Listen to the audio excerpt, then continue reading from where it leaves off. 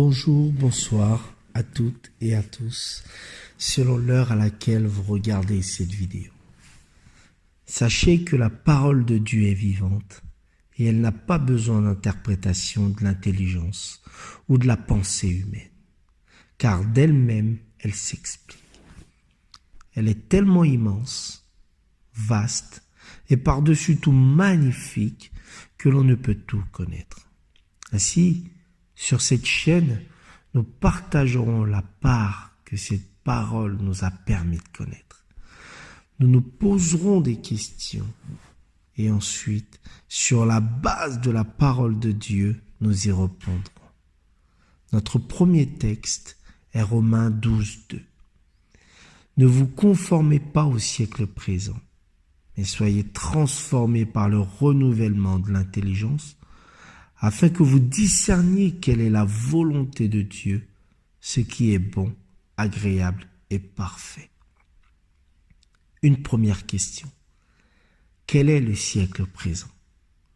Ce siècle présent, c'est-à-dire aujourd'hui, nous assistons, qu'on le veuille ou pas, à diverses sortes d'effets et d'événements qui de plus en plus conditionnent notre intelligence et nos pensées, et qui ainsi influe sur notre comportement dans la société. Je parle bien évidemment des guerres, des attitudes mondaines, des décisions politiques, etc., prises autour de nous. Face à ça, la parole de Dieu nous invite à ne pas ouvrir notre cœur, de sorte à ce que cela impacte négativement nos choix de vie. Certes, c'est une réalité, et nous y sommes confrontés en permanence. Comment cela ne peut avoir de l'impact sur notre vie? Telle est la seconde question. Tout événement doit à chaque instant être confronté à la parole de Dieu, nous dit-elle. Car cette parole nous donne la sagesse nécessaire pour orienter nos pensées et ainsi nos choix. De plus, tels que nous sommes capables d'agir afin d'être entendus, non pas avec nos armes ou notre propre force, mais avec la sagesse que nous procure la parole de Dieu. Une troisième question. Mais je ne connais pas la parole de Dieu.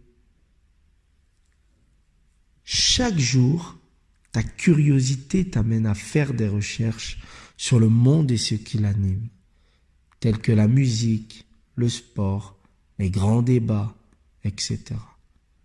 Ne te limite pas seulement et simplement à cela, car tu conditionnes ta pensée et ton intelligence.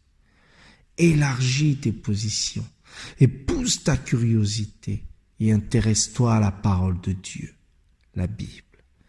Tu te rendras compte de la richesse ordinaire et extraordinaire qu'elle renferme. Je ne te parle pas de bien-être, mais plutôt de la vie. Soyez bénis et fortifiés. À bientôt pour une parole, une méditation. Mintombo Harvey Stephen pour vous servir.